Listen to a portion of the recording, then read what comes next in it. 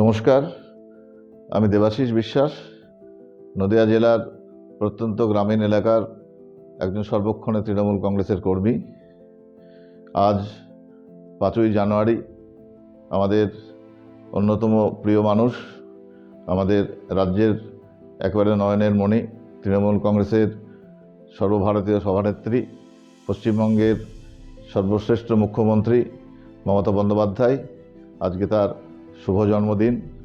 এই জন্মদিনে তৃণমূল কংগ্রেসের পক্ষ থেকে, আমার নিজের পক্ষ থেকে তাকে আমরা আন্তরিকভাবে শ্রদ্ধা জানাই, শুভেচ্ছা জানাই, ভালোবাসা জানাই। তার দীর্ঘ জীবন কামনা করি, তার সুস্থ জীবন কামনা করি এবং তিনি যে লড়াই লড়ছেন,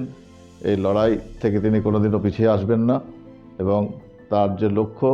সেই লক্ষ্যে তিনি নিশ্চয়ভাবে পৌঁছাবেন এবং বাংলাকে যেভাবে ভারতবর্ষের অন্যতম সেরা রাজ্যে রূপান্তরিত করেছেন, আগামী দিনে ভারতবর্ষের মধ্যে নয়, সারা পৃথিবীর মধ্যে একটা অন্যতম অঙ্গরাজ্য হিসাবে পশ্চিমবঙ্গ মানচিত্রে স্থান করে নেবে এবং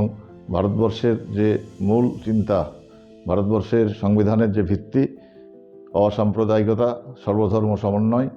এবং তার উপরে নির্ভর করে ভারতের যে ঐক্য, হেথায় আর্য হেথায় অনার্য, হেথায় দ্রাবিড় চীন, সখুন্দল মঠাল মুঘল, এক দেহে হল লীন,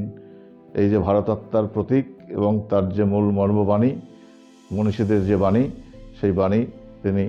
সার্থক এবং সুন্দর করে আগামী দিনে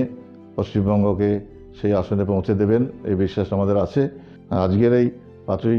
জানুয়ারি 2026, দিদি, আমরা যেভাবে প্রথম দিন থেকে আপনার সঙ্গে ছিলাম, আজকেও আপনার সঙ্গে আছি এবং আগামী দিনেও আপনার সঙ্গে থাকব এবং আপনার দেখানো পথ এবং মত,